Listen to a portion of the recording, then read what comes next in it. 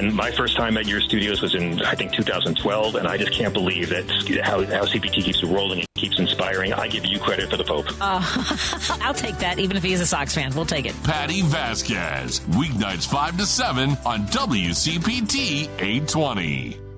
WCPT 820, Chicago's progressive talk, where facts matter.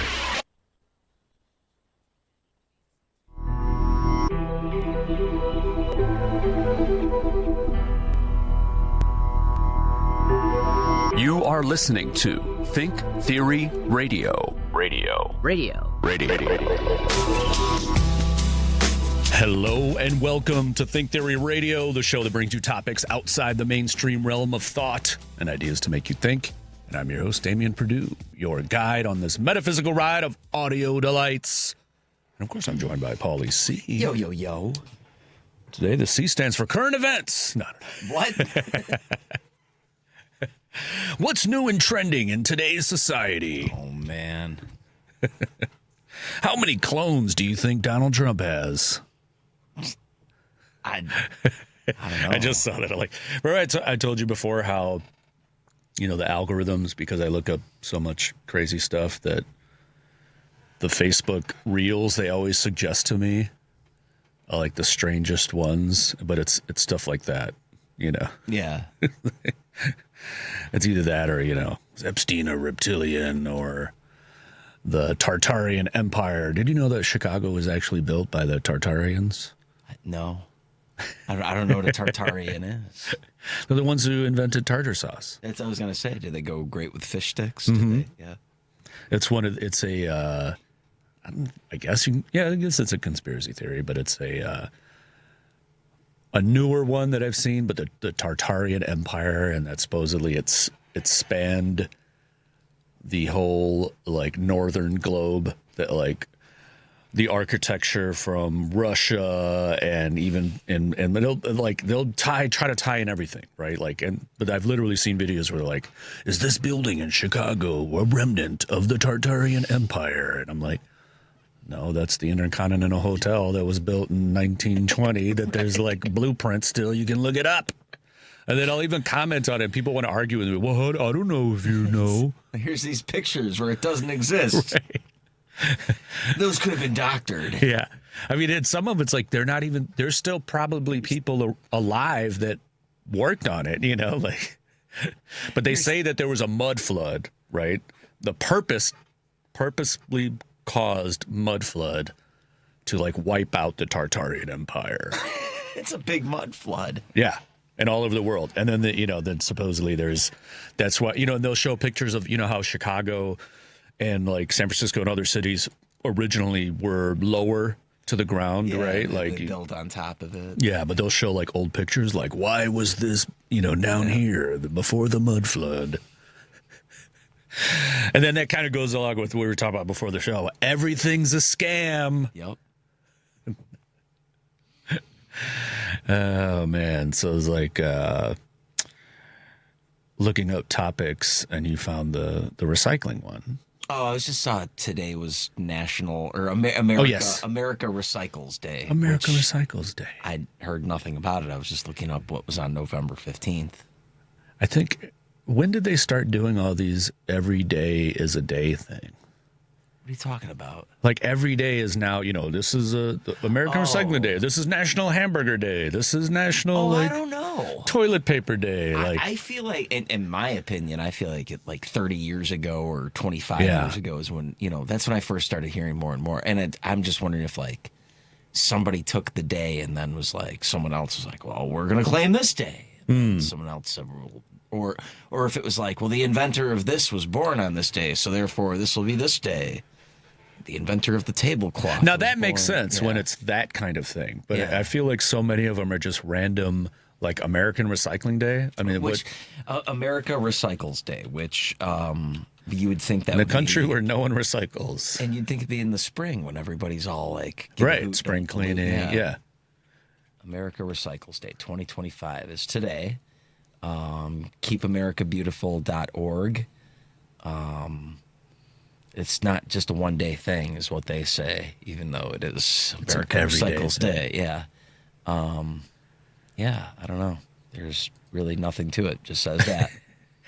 U.S. Environmental Protection Agency. I didn't even know that was still a thing. Yeah. But I mean, that's unfortunately. Milwaukee Regulation Department.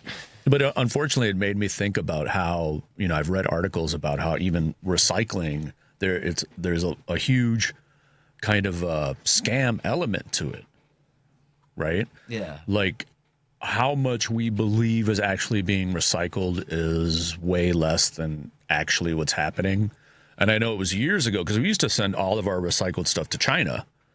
And I want to say it was definitely before the pandemic, so it had to be at least 5 or 6 years ago that China was like, no more. Like, we are not taking any more of your stuff, garbage. And since then, it's kind of been a debate on what's happening to the recycled garbage. Like, where is it going? What are they doing with it? Somewhere. Somewhere. It doesn't just disappear, right? Somewhere. Well, that's what I mean. Are they just dumping it? Like what's happening? The ocean, yeah. And also like the green movement, there's so many different ways that it's been like kind of co-opted by major like oil companies and other different, factors. And so, it gets like, what's really happening? I mean, I think, and I don't know, what grinds my gears. Here we go. Here we go. I think we're like Chicago, right? We've had the blue bins for how long? Okay. Yeah. But like, it still seems like people don't know how to use them. Like I know near my place and in other places I've seen, people just throw whatever in there. Like they don't care. They're not really trying to. I mean, don't get me wrong. I know there are people that are sorting their stuff out and they're putting it in the, proper place.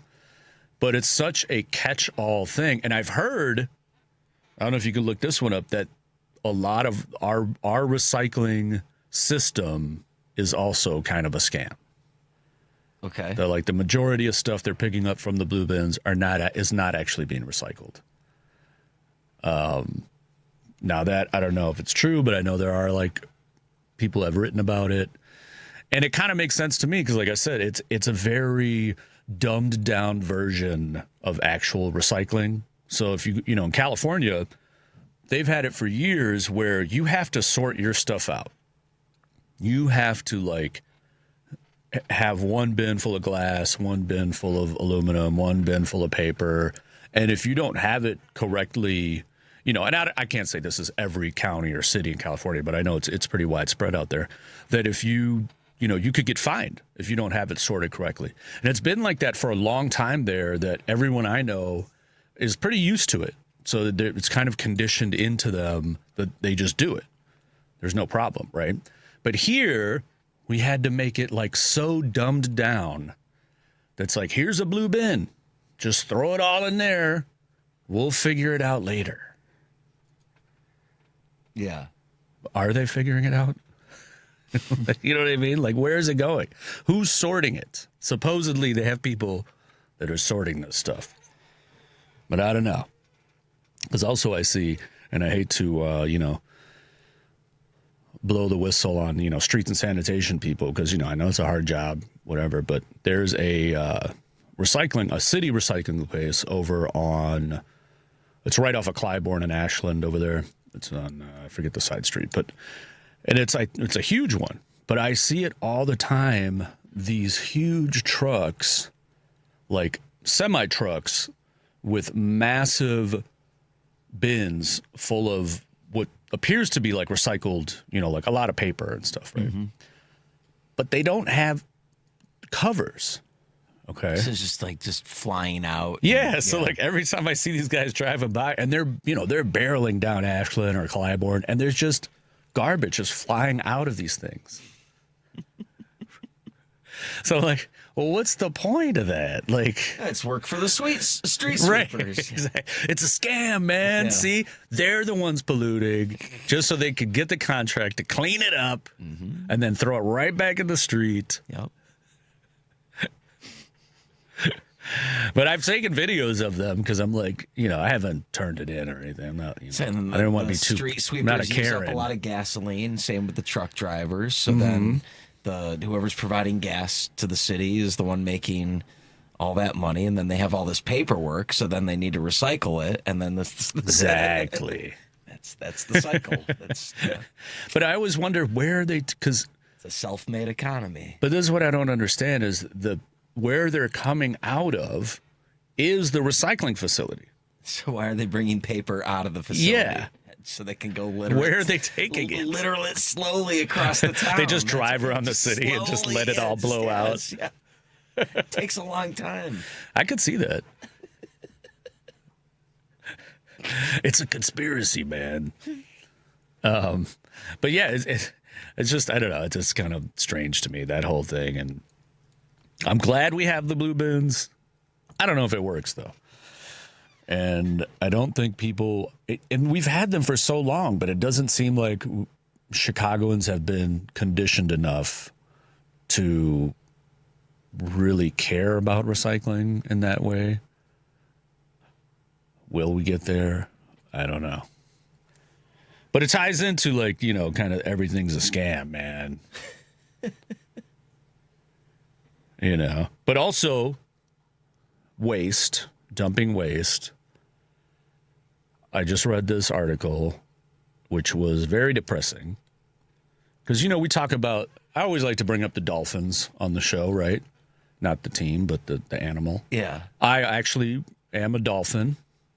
You are? Yeah, Whitney Young alumni. Oh, yeah. Whitney Young Dolphins. Yeah, you are a dolphin, yeah. But they just recently, these researchers, I believe in Germany, they did a study and they believe that dolphins are now, I don't know how do you, it's not contracting Alzheimer's, right? What would it be? They're now developing Alzheimer's is the right word, I think. Okay. Dolphins are developing Alzheimer's because of the toxins that we put in the oceans. And do we know if they had that before or not?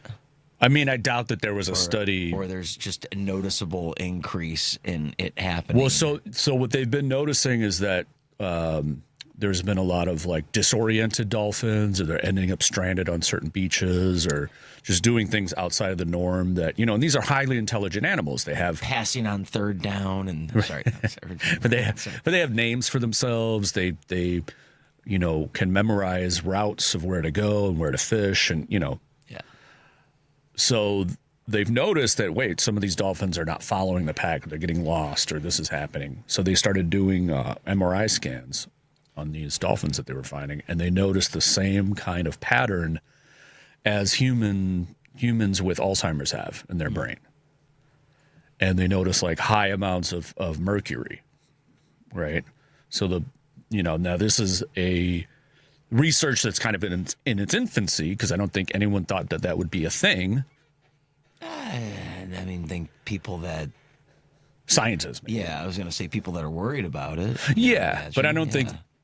I mean, I think it was more like being, poisoned with the worry, but I don't think any researcher or scientist thought, hey, I wonder if dolphins are getting Alzheimer's, I guess I've never thought, is there an anti-vaxxer that is really into fish, like eating fish? You know what I'm saying? I will not vaccinate my children because of the mercury levels in the vaccine. I see where it's going. But I will eat salmon and trout and all this stuff because it's so good for me. I would just guess RFK Jr. He's suspect to begin with, though. He likes hanging out in rivers in his jeans. Yeah. I can see him just grabbing a. That was like a creek with sewer runoff in it. That was not I mean, and the dead bear and wasn't there another dead animal that he dragged? Oh yeah, well supposedly if he ever sees a dead animal on the street, he grabs it and puts it in his van and goes to bury it somewhere or something, or uses it. I don't know. He's an interesting case because I do remember when he used to come. There used to be the show on the station, Ring of Fire, with Mike Papantonio and Sam Cedar, and he was a regular guest on there because, he was an environmental activist for a long time, and he did make a lot of headway in that field, right? He did a lot of good. And, at that time when he would come on the show, he made a lot of sense. I don't know what happened to him. That he just, the whole, once he connected with the kind of anti-vax people is when he just kind of went off the rails. Maybe you lean into your grift. Maybe, but I don't know if it's necessarily a grift with him. I think he got brainwashed is the right word, but the Jenny McCarthy thing or whatever, where maybe just went off the rails. My autistic son, it's because of the vaccines. I'm going to Because I know that was when he was, just like an environmental activist. It was one of these groups, Mothers Against Vaccines or something like that, that approached him, hey, do you know about this? This was, I want to say, in the early 2000s, and or maybe a little later. It might have been a little later than that, but they approached him, you're an environmental activist, you should care about this, and they basically convinced him with these, quote unquote studies that show, the link to autism, which has pretty much been disproven. And also, to me, the anti-autistic kind of angle to it is strange to me.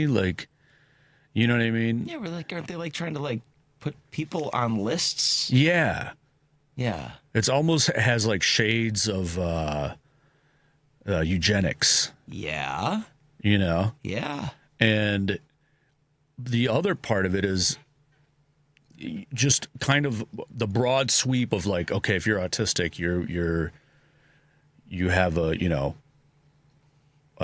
genetic deficiency or something. Yeah, and not looking at how many autistic people are actually very gifted, and how many autistic people are scientists and different educators and artists and musicians and really advanced. I mean, think of Rain Man, right? Was kind of kind of brought autism to light.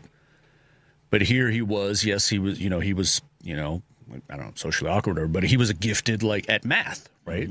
In the movie. There's a lot of that. So, and I know, I love talking about ancient stuff, and I know the Mayans. Now, they didn't have the name autism, and they didn't call it that. But if you look at the descriptions of the, I don't know if you want to call it a disability or whatever, but of the Mayan children, the way they described it, it sounded a lot like autism, along with other physical disabilities, but they actually looked at them and regarded them as holier than regular people. So in Mayan culture, in ancient Mayan culture, if you had a physical disability or if you were autistic, they looked at you as touched by God because you were so different.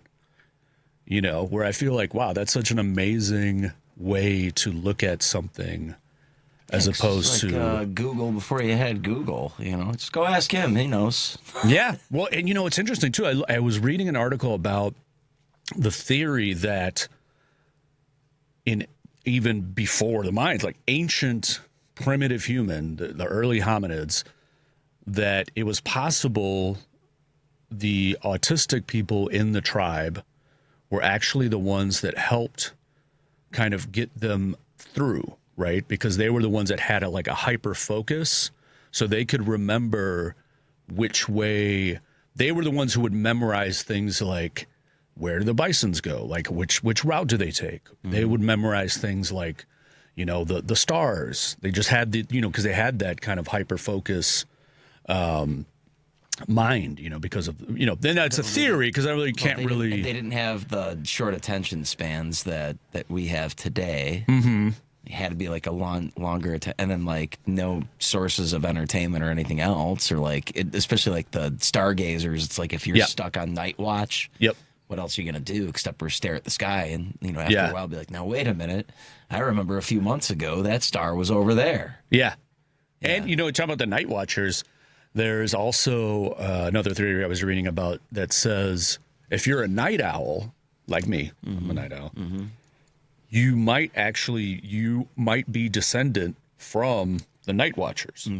And your circadian rhythm might be totally different than most humans because there had to be a group member that would stay up and keep guard, right? Back in the primitive tribal days or whatever. You can come up with whatever excuse you want for not wanting to wake up before 10 a.m. Whatever makes you feel better about yourself. It's not just about not waking up; it's about staying up all night. Yeah, no, I know, man. Yeah. And it has nothing to do with being intoxicated. Nothing at all, people. I told you about, I think I've mentioned this off the air, how there was like one winter where like I worked nothing but like second shift and like I'd stay out with friends afterwards, like in my 20s. So like I wouldn't go to bed until like 3 a.m. and then by the time I'm like getting up later in the day, it's like the sun is already like going down. Yeah. So it's like I'd only maybe experience like an hour of daylight a day all winter. It was terrible. It's like Like after a few months of it, I was just like, man, this is like seasonal depression kicking in right now. It's terrible. Wasn't it Memento? Wait, was Memento the... No, Memento was the one where the dude's trying to trace who killed his wife. Right. And he got like clocked in the head and he has short attention. But it was short memory loss, yeah. The same director made a movie about Christopher Nolan? But it was with Al Pacino and he's in Alaska. Yeah, Insomnia? Insomnia, there you go. That's the one. Actually, I saw that and I don't remember it, but yeah, it was pretty good. But he starts to go crazy because it's I believe it's Robin Williams was in that. That's right, and it was Christopher Nolan. Okay, yeah. But he starts to go crazy. But it wasn't a nighttime thing. It was because it was daytime. But yeah, because it's the summer. Yep. Yeah, the midnight sun. Midnight sun. Where the hot springs blow. All right, we got to take a quick break. If you want to give us a call, hit us up at 773-763-9278. That's 773-763-WCPT. We'll be back with more Think Theory Radio right after this.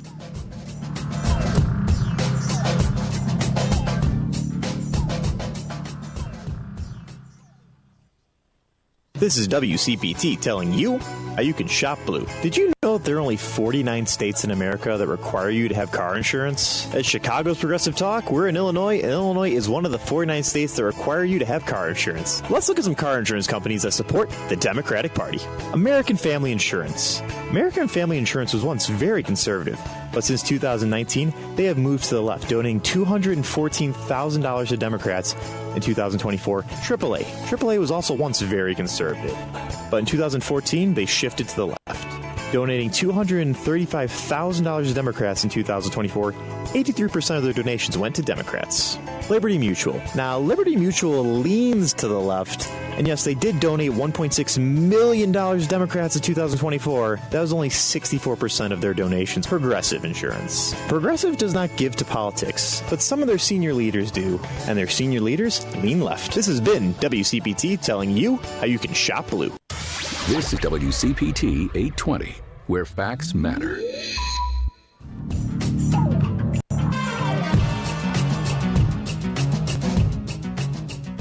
Welcome back to Think Theory Radio. This is Damien. And one of the other things I was thinking about, actually we talked about before the show, because we were looking up random stuff, and the Doomsday Prepper thing came up. Yeah. Right? But then that just made me think of the whole, like, are we doomed? Are we doomed as a species? How long do humans have?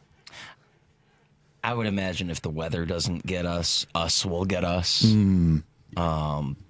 So, I mean, yeah, no matter what, mankind is doomed. It's just whether it's around the corner or in the way off future is the debate. Exactly. Will we see it in our lifetime?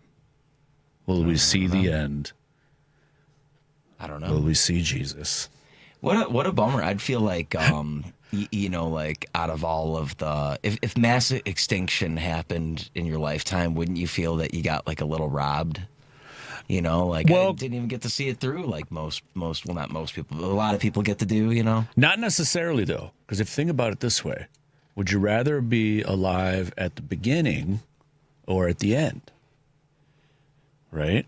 I guess because at the beginning there probably wasn't much. Are you talking about like just plucking me and dropping me amongst like all the early like? Yeah, you as you now just dropped in. Yeah, just drop me in. Yeah.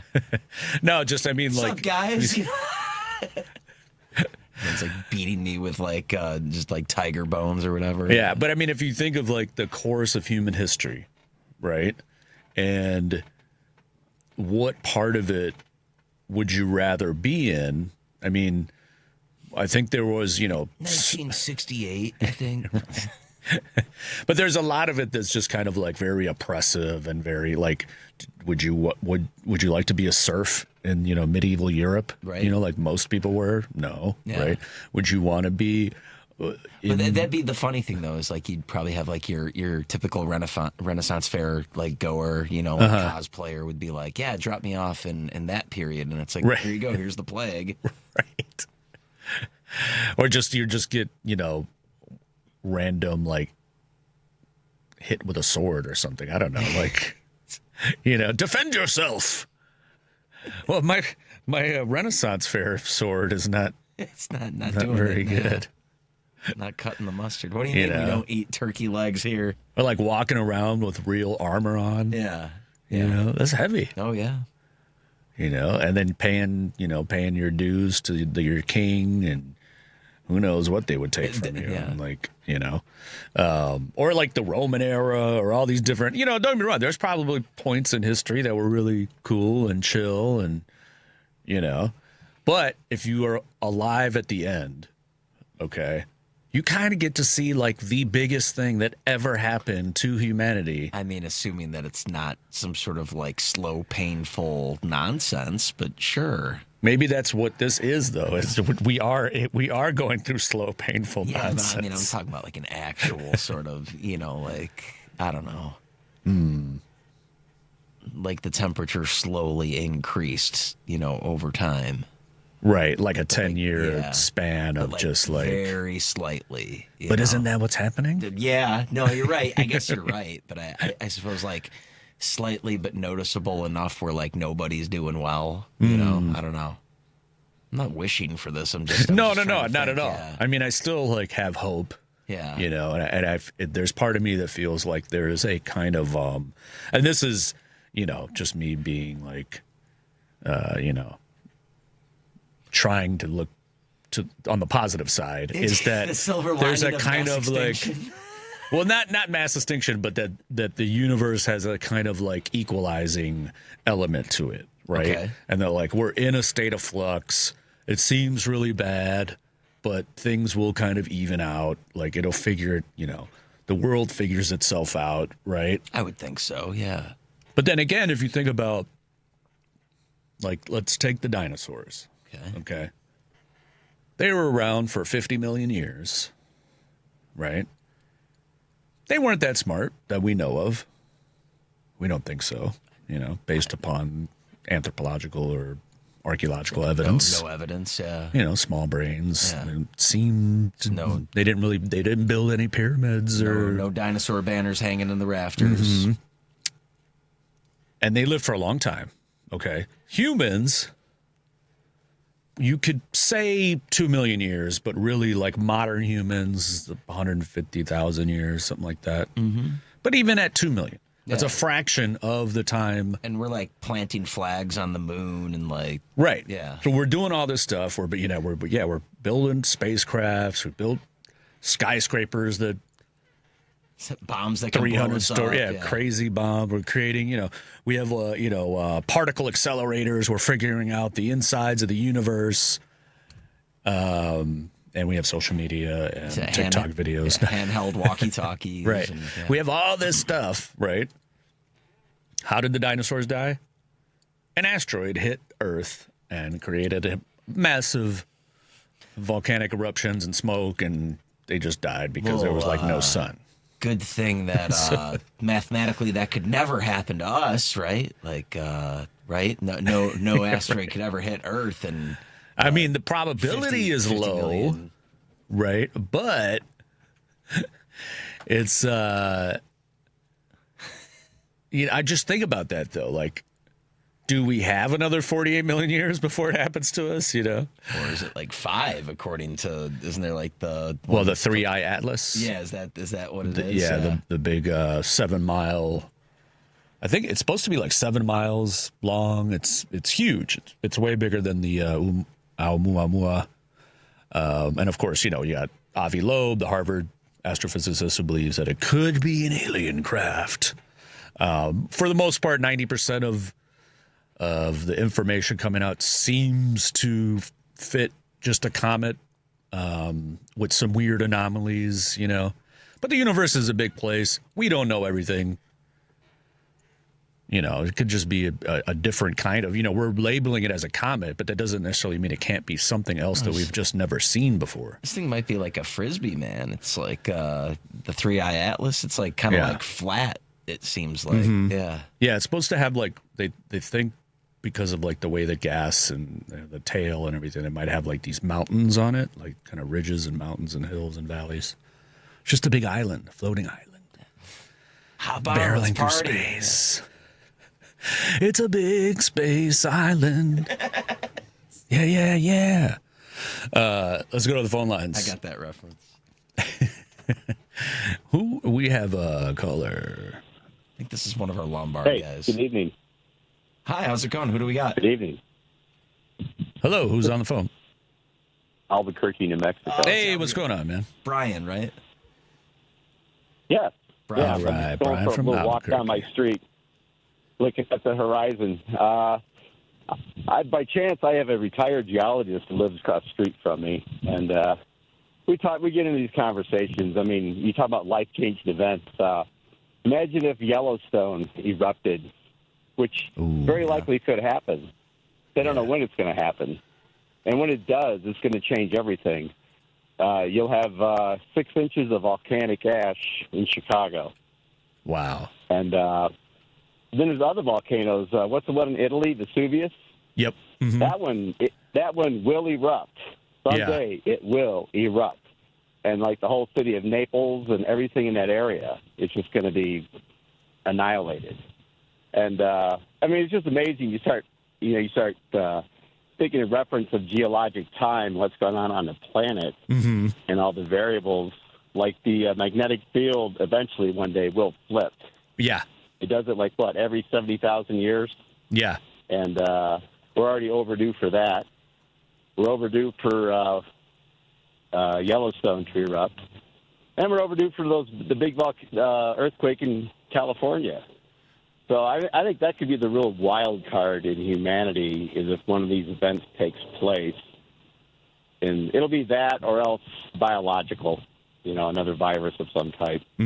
But that's one of the calls. I used to live in the Chicagoland area, but I love living in New Mexico. You got it all out here. I'm retired now, and we got fantastic skies at night. And space station is going to go over my house in about 15 minutes.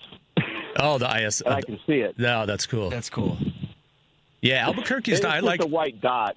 Yeah, but still, it's kind of cool to be able to see. But the night skies in New Mexico, it's just like a whole other dimension to life. You go out to a remote area.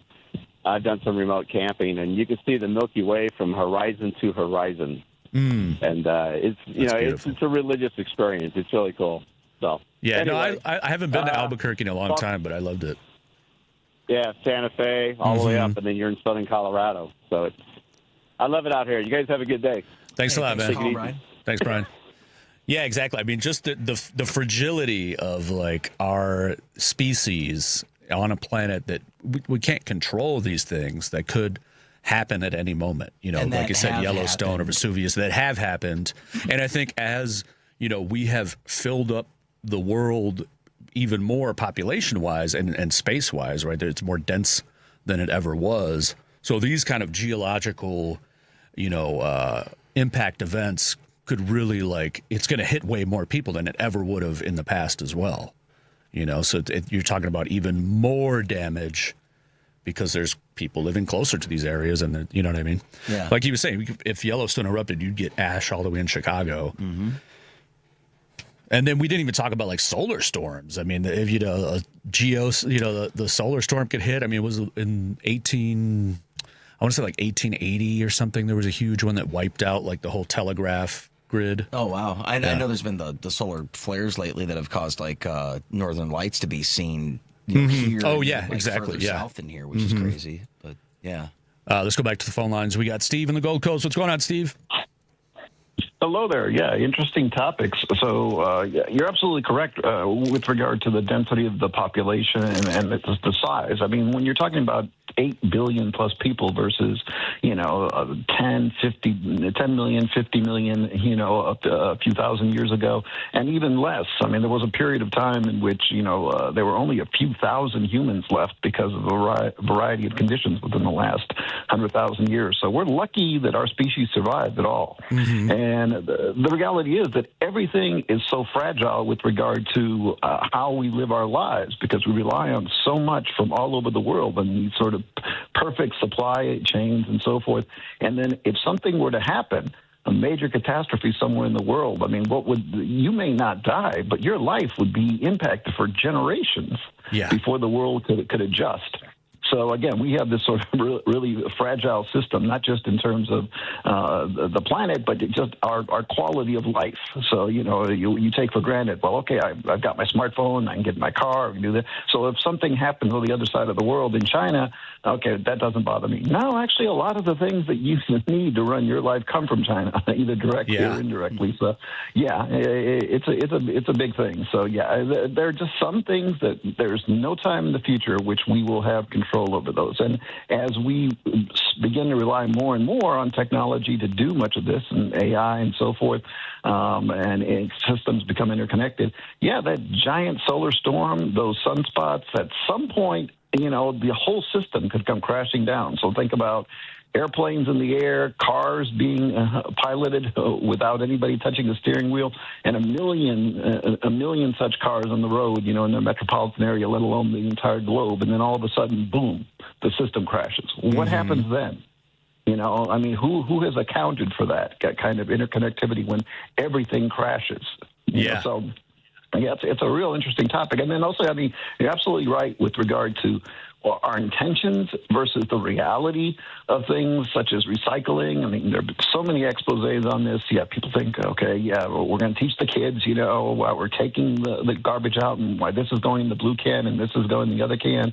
And then we come to find that, guess what? Most of it isn't being touched in terms of actually recycling it and doing something that's benefiting the environment. So, it's a way to sell people. It's the same sort of thing with regard to, people who go out and buy electric cars thinking that, I'm not using gasoline or fossil fuels. Actually, you are, because the vast majority of electricity comes from fossil fuels, even though it's electricity. So, you still are. So, like I said, a part of this is just feel-good stuff that makes us feel better, like we're doing something about global warming and making the world a better place. But in the end, is it? Someone really needs to be informed if they want to make a real contribution in terms of how we want to change this world for the better.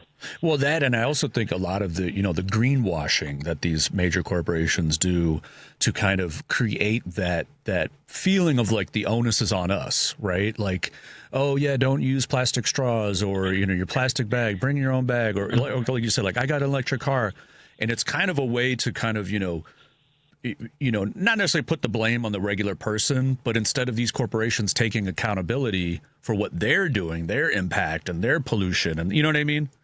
It's like, I have a friend who works for Philips, and so they've got this program where they're going around and they're collecting old grease from restaurants, and then they're repurposing this for fuel. I mean, with all due respect, that is, we know full well that, and he concedes this. We lose ton of money on this. It is just a PR stunt. Right. It is our way of conveying to everybody, look, hey, we're trying to do something, to offset the thing that we're really making money on, which is continuing to pump fossil fuels out of the ground, i.e. oil, and refine it and sell it to everybody. And and including the fact that we moved into fracking, which is, 10 times worse than the way we used to pump oil out of the ground. So again, it's a way to get people to feel like, okay, well, they're not that bad. They're doing some good stuff. They're really trying to transition. No, that's a drop in the bucket. to make you think that they're doing something productive and moving towards a greener economy. Now, look, I'll be the first to concede this. But we do not live in a world, unless you want to go back a couple of hundred years, in which green energy can provide the energy needs of the society. We just don't have that yet. Now, at the same time, I think that our capacity to provide that kind of energy from renewable sources has been retarded by these interests. We could have been much further ahead a generation ago, right? And but these interests made sure that one, they muddied the water with regard to the science. Denial about okay, global warming wasn't real, and then all of a sudden, once it became irrefutable, then all of a sudden it was, oh well, okay, it's true, but we're not necessarily responsible. Then it went from, okay, even if we're responsible, well, then what? What are we supposed to do? We can't force the rest of the world to do it. Are we going to do it by ourselves and cutting back? So it was always some excuse. And that's prevented the development and investment that we need. And then, yes, down the road, I think that a combination of solar and wind and geothermal and other could provide us with enough energy. But right here and now, yes, the world needs fossil fuels. But again, it's up to us to make sure that, we move towards a world in which we don't need it. Right. I agree. Thanks for the call, Steve. We got to take a quick break, and we'll come back with some more random thoughts with Damian Perdue. Think Theory Radio right after this. The Rick Smith Show. These are the people that we've handed the keys to the kingdom. These are the people that we've said, go ahead, run the country. So are we surprised when we said that they're going to run it into the ground? No, you could go, Rick, you've been saying this is all planned, and I think it is. I think the chaos is plotted. I think they know, as long as there's chaos, we can then do the real goal, which is breaking the federal government and stealing from we the taxpayers. The Rick Smith Show, weeknights at 7 on WCPT 820. You're listening to WCPT 820 because facts matter.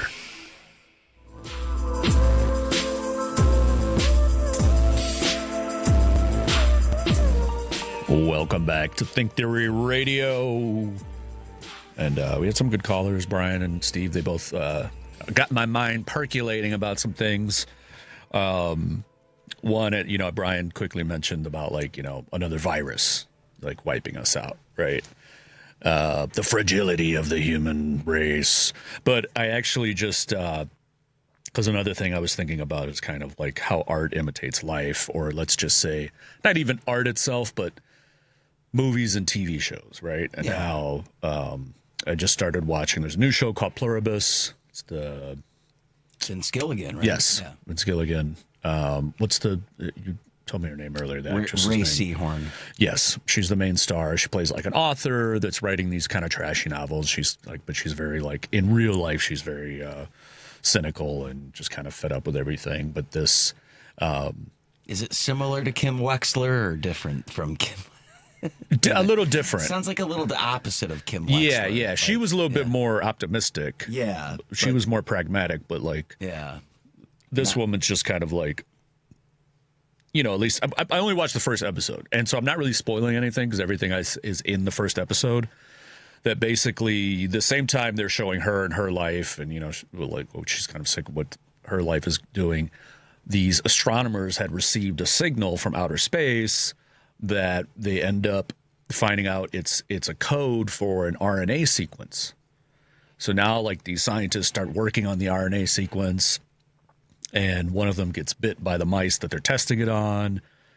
It spreads, and the funny thing is they kind of they spread, at least they show it initially through kissing.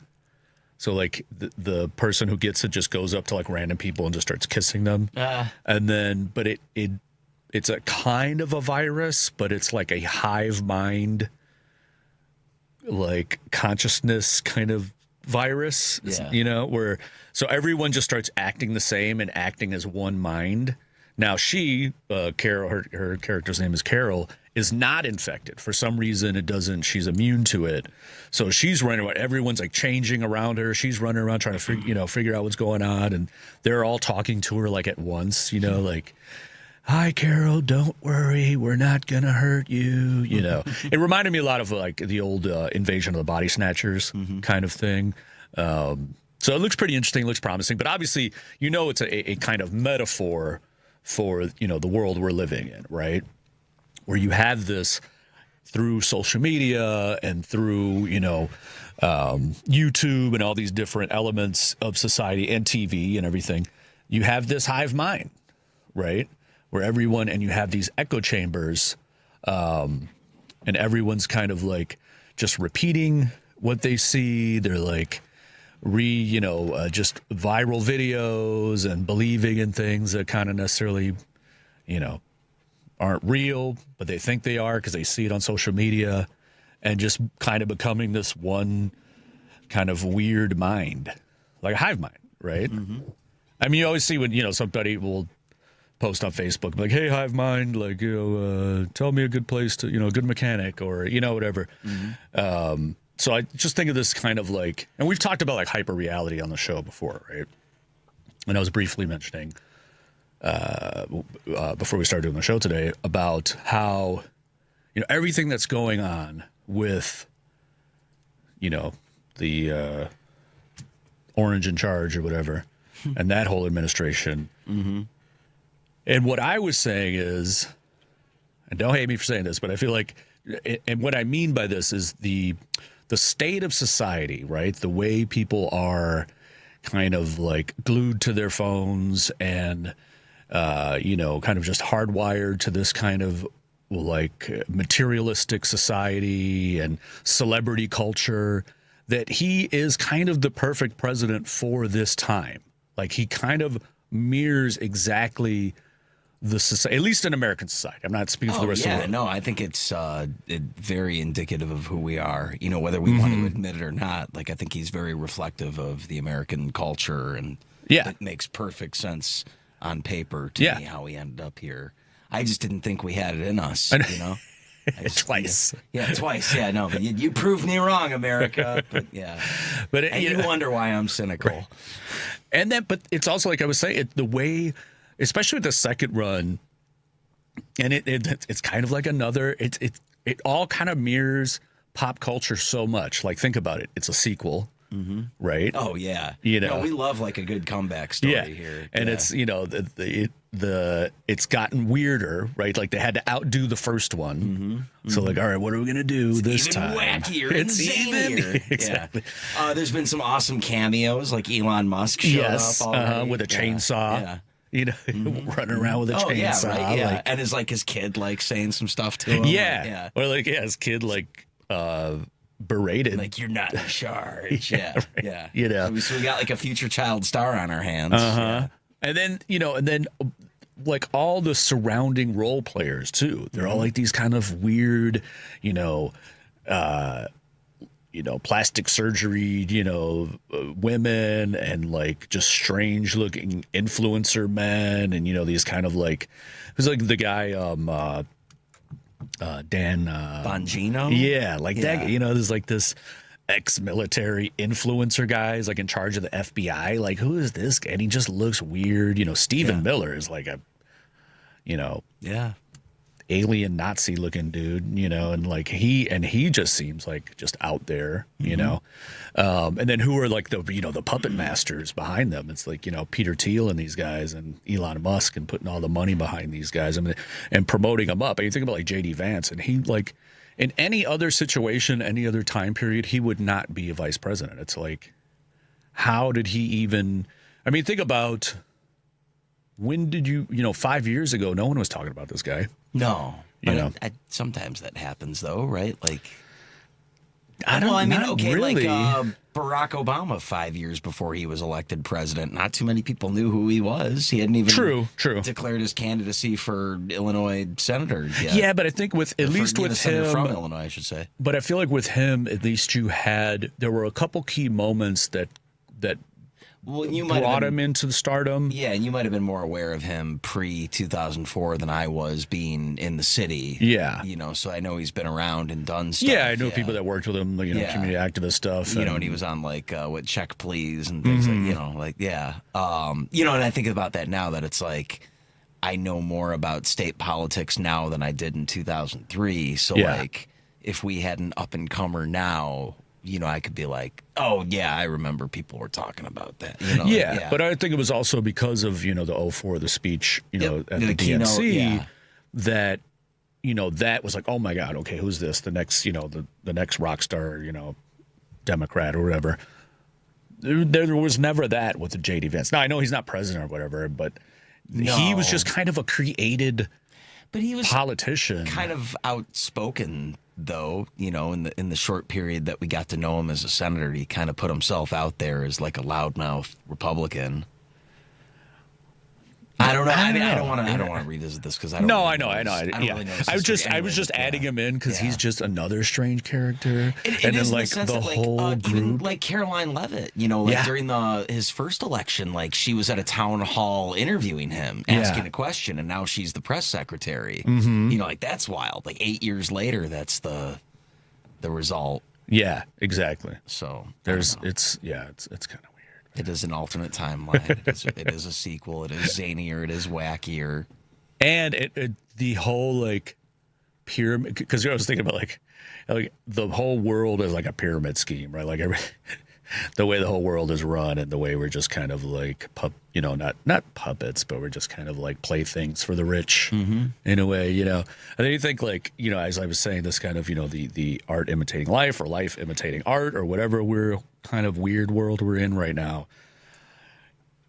There's so much. Every time I'm on social media, there's always some kind of like pyramid scheme ad, right? Yeah. Like some kind of get rich quick scheme.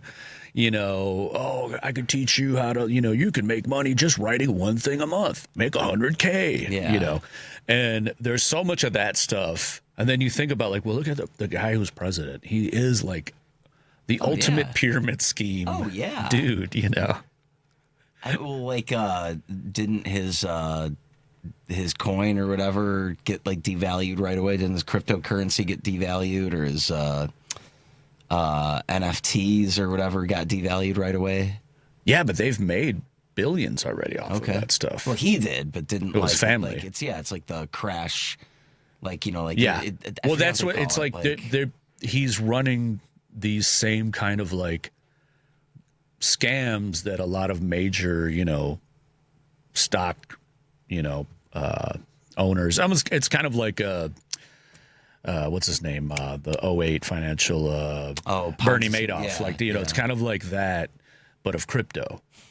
And like even with the tariff stuff, it's all just kind of ways to create this chaos in order for him and his buddies to make billions. I mean, it was like, well, and then in addition to that, correct the chaos and then be like, see, I solved the problem. Mm-hmm.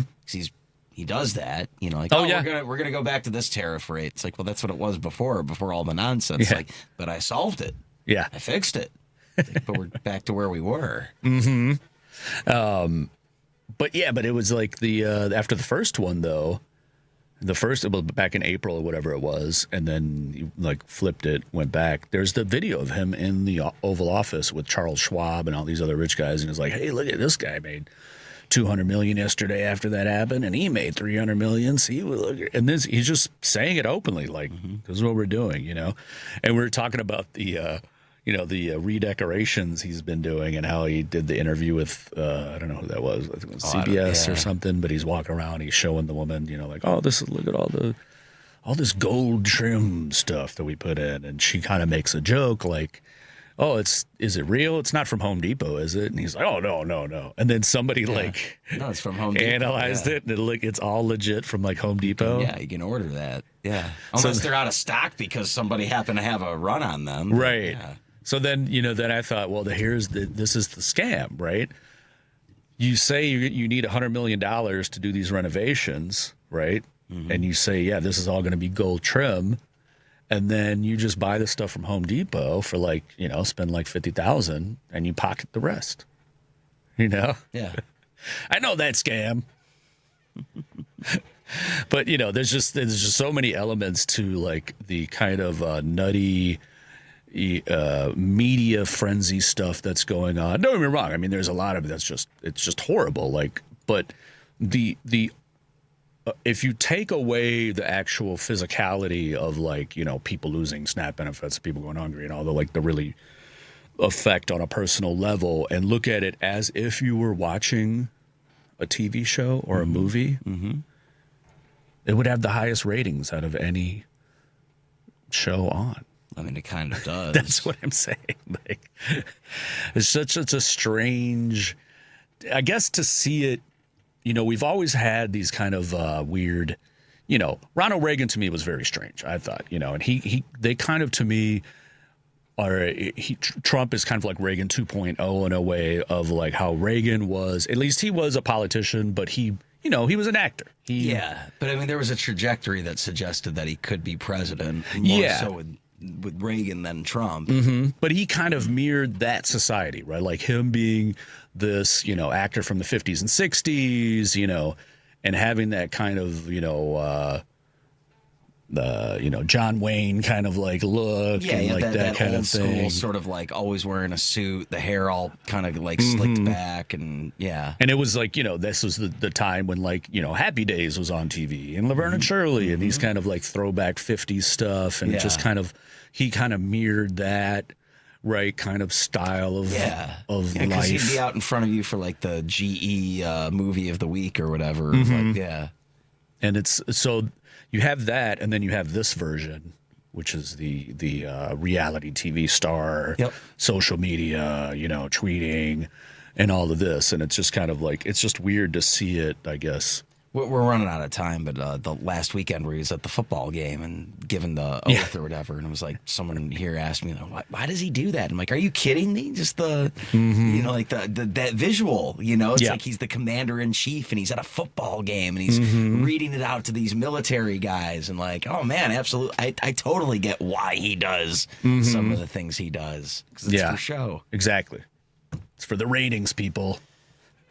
All right. I want to thank everybody for listening and for calling in. We'll be back again next week and every Saturday, 6 to 7 p.m. right here on WCPT 820 Think Theory Radio. Let's hope they renew America for 251st season.